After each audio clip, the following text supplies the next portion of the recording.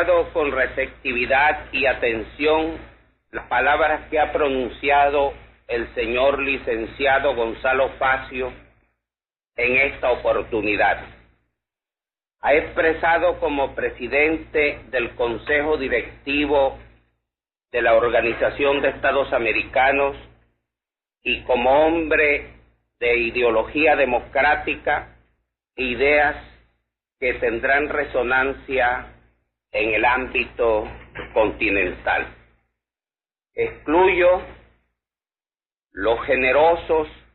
y amistosos conceptos expresados con relación a mi personalidad de hombre público. Junto con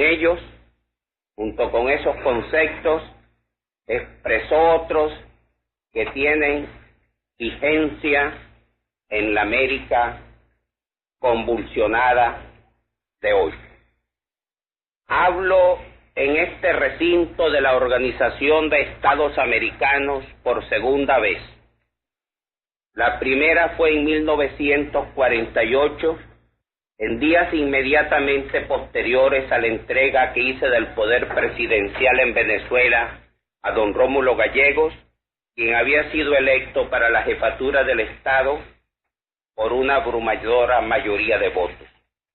En esa ocasión en que tuve el honor y la responsabilidad de ocupar esta misma tribuna, estaban muy recientes los días en que se realizó en Bogotá la 9ª Conferencia Interamericana, que dotó a este organismo de lo que bien pudiera ser calificado como su Carta Constitucional. Después sobrevino la etapa sombría de la década del 50. Uno detrás de otro fueron siendo sustituidos los gobiernos nacidos de comicios por regímenes de fuerza autoelectos. Los principios normativos de la Carta de Bogotá fueron olvidados en nombre de la tesis suicida de que los gobernantes de facto proclamaban un anticomunismo en tono de do mayor. La década del 50 es la de una mala hora para el continente desde el punto de vista de la eficacia y vigencia del sistema interamericano plasmado y concretado en la Carta de Bogotá. En esa carta, que contribuí modestamente a articular como jefe de la delegación de Venezuela a la 9ª Conferencia del Sistema Regional, se establecía que solo podrían formar parte de dicho sistema los gobiernos que hubieran resultado de consultas libremente emitidas a través del sufragio universal, secreto y directo por el electorado. Esa tesis básica fue desechada mediante arbitrios inexcusables. Para reconocer, tolerar y hasta apoyar a gobiernos autoelectos se invocó la Resolución 35 de la Conferencia de Bogotá, en la cual se establecía que era deseable la continuidad de relaciones entre los gobiernos americanos. Y se olvidó deliberadamente que en la Resolución 36 de esa misma conferencia se dijo que por las bien conocidas y dramáticas circunstancias que rodearon las etapas finales de esa conferencia de Bogotá, no pudo ser discutido el punto del temario que se refería al reconocimiento de los gobiernos de facto. Ese aspecto del temario no discutido en Bogotá en 1948 tampoco pudo discutirse en la 10ª Conferencia Interamericana realizada en mi patria venezolana en 1954. Las razones por las cuales fue eliminado ese punto de la agenda son obvias. Hablar del reconocimiento no de los gobiernos de facto en el país sede de esa conferencia, entonces sometido a un despotismo similar al de los países totalitarios, fascistas o comunistas, era un imposible. Lo cierto es que no hay un sistema ni una norma que obligue y comprometa a todos los gobiernos del hemisferio americano en lo relativo a reconocimiento no de los gobiernos de facto. En este sentido, el gobierno que presido tiene una posición muy definida y muy clara. Creemos que no debe retardarse por más tiempo la celebración de la 11ª Conferencia Interamericana. Vivimos en una época convulsiva en que los acontecimientos internacionales se presentan en una forma fluida y reclamadora de respuestas concretas para cada una de las coyunturas nuevas que surjan del complejo acontecer de estos tiempos.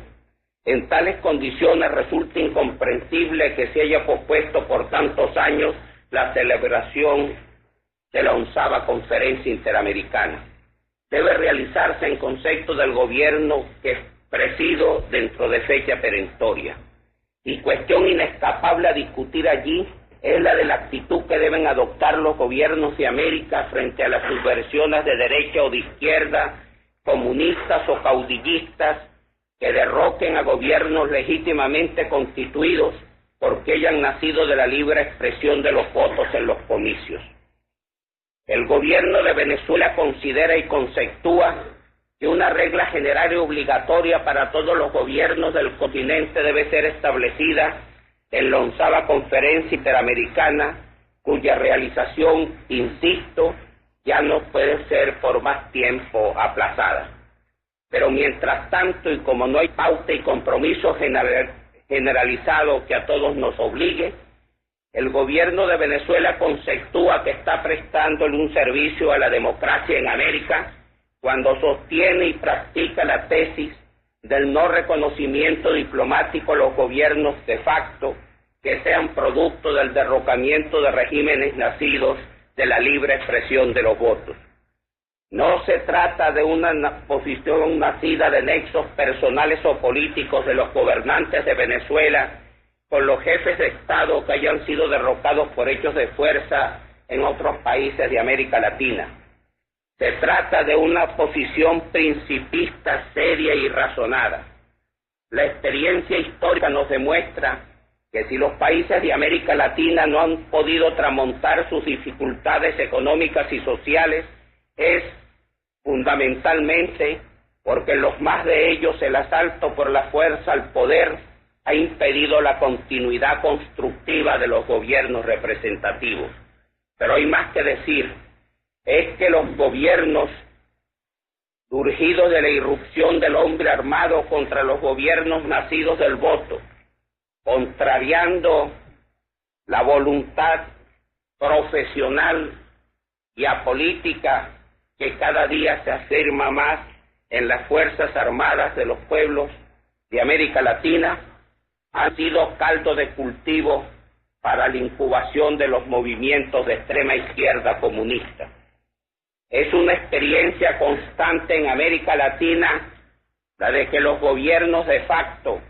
surgidos del derrocamiento de gobiernos legítimamente constituidos, han centrado su persecución y su saña contra los movimientos políticos auténticamente democráticos y liberales, y han adoptado una actitud de tolerancia y aún de colaboración con los movimientos de extrema izquierda. El balance de la década del 50 en América Latina demuestra que en aquellos países donde gobernaron déspotas o dictadores supuestamente anticomunistas,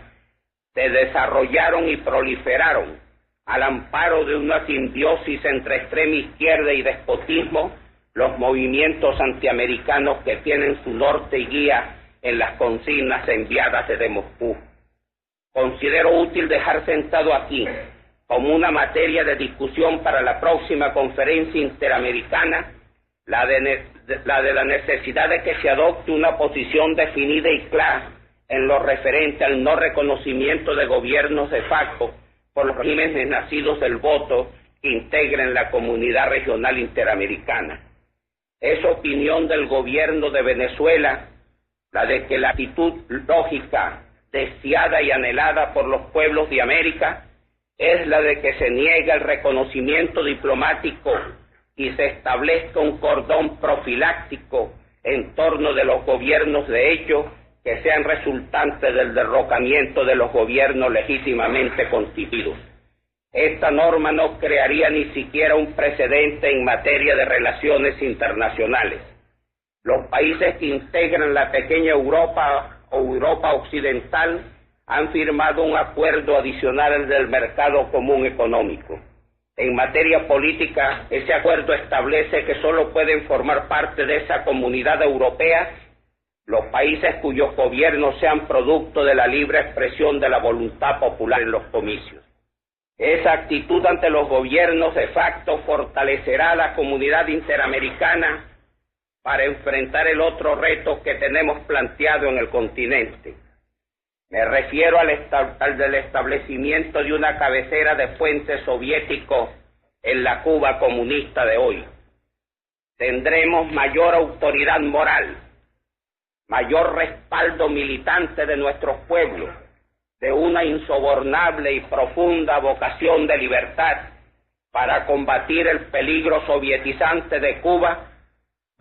cuando hayan desaparecido del mapa político del continente las dictaduras personalistas y utilizan el poder para el enriquecimiento ilícito de hombres de presa y de camarillas que son copartícipes de las ventajas ilícitas obtenidas del poder usurpado. Necesitamos combatir dentro del sistema interamericano y utilizando todos los instrumentos jurídicos y de fuerza del sistema interamericano al régimen comunista de Cuba. Pero eso debemos hacerlo para tener el respaldo total y absoluto de los pueblos del continente americano, presentándonos como un bloque unido de gobiernos en los cuales la única fuente legítima de poder sea el voto, donde se respeten los derechos humanos, donde exista la pluralidad de partidos y se garanticen las libertades fundamentales, políticas y civiles del hombre y del ciudadano. Otro problema cuyo planteamiento no podría ser eludido por mí en esta oportunidad es el de la situación económica y social de América Latina. Coexistimos dentro del mismo continente, Norteamérica y América Latina, naciones que han alcanzado un extraordinario desarrollo industrial y una espléndida potencialidad económica, con 200 millones de hombres y de mujeres que forman lo que pudiéramos llamar la región proletaria y subdesarrollada del continente. Este abismo entre dos mundos que coexisten en una misma área geográfica y que tienen intereses comunes por defender no podía subsistir. Y por ello se ha acogido con receptividad en América Latina el mensaje del presidente Kennedy en el sentido de aunar esfuerzos e iniciativas creadoras e imaginativas para que pueda salir de su cima de estancamiento y atraso la porción latina del continente americano. La Alianza para el Progreso es una invitación a crear formas nuevas, distintas de la hueca palabrería panamericanista de los 14 de abril, en una coordinación de esfuerzos entre Estados Unidos y América Latina para lograr un entendimiento político firme entre ambas Américas y una cooperación que conduzca a la eliminación progresiva de los déficits que en todas las áreas de la actividad social y cultural acusan los pueblos latinoamericanos. Cuestión básica para que este objetivo de la Alianza para el Progreso pueda ser alcanzado es la de que los precios de las materias primas que los países de América Latina exportan a Estados Unidos y Europa Occidental tengan precios estabilizados y remunerativos. Y también que este problema de la Alianza para el Progreso no aparezca como un don misericordioso de los Estados Unidos, sino como una labor en equipo de estadounidenses y de latinoamericanos para enfrentar con ánimo de solucionarlo problemas que no son comunes. Tengo fe en los destinos de esta organización regional que con modestos esfuerzos contribuye a crear como presidente de la delegación de Venezuela a la 9ª Conferencia Interamericana realizada en Bogotá en 1948. Pienso que las ideas realistas y justas tienen su propia dinámica y se abren camino, y que concepciones apreciadas en un determinado momento como heréticas llegan a adquirir sentido de ortodoxia. En 1948 sostuvimos algunos latinoamericanos en la conferencia de Bogotá tesis que en ese momento parecían deleznables, pero que los hechos históricos posteriores han justificado. Sostuvimos que América Latina si no se estabilizaba en ella las instituciones democráticas y no se atendía a su desarrollo económico y social, era un subcontinente expuesto a la infiltración soviética. Eso se dijo y se afirmó bastantes años antes de que se estableciera un régimen comunista en la República de Cuba. Entonces, en aquella época, los ojos de Estados Unidos estaban vueltos hacia Europa y Asia. América Latina era apenas un diseño desdibujado en los mapas geopolíticos del Departamento de Estado. Pero no es cuestión ahora de hacer un recuento con intención negativa de los errores de ayer, sino de afirmar lo positivo que puede hacerse hoy y mañana. Y lo positivo que puede hacerse hoy y mañana es que Estados Unidos y América Latina entiendan y comprendan que no es en lejanas latitudes de otros continentes donde se está librando la batalla fundamental por la libertad y la seguridad de ese continente, sino en este mismo continente. Para esa lucha, el pueblo y el gobierno de Venezuela han aportado y seguirán aportando su continuado y decidido esfuerzo. Esperamos inclusive que en el futuro podamos contribuir con modesto pero efectivo aporte de colaboración técnica y financiera al desarrollo de pueblos latinoamericanos que no han sido favorecidos por la naturaleza con las prodigiosas reservas de hierro y de petróleo con que cuenta Venezuela. Señor presidente del Consejo Directivo de la Organización de Estados Americanos, señor secretario y subsecretarios, señoras y señores, estas ideas que he expuesto aquí tienen concordancia con las que expuse el 10 de abril de 1948, en que hablé en la sesión plenaria de la 9ª Conferencia Interamericana de Bogotá, con las que repetí por designación de mis colegas en el acto de clausura de esa misma Conferencia Interamericana,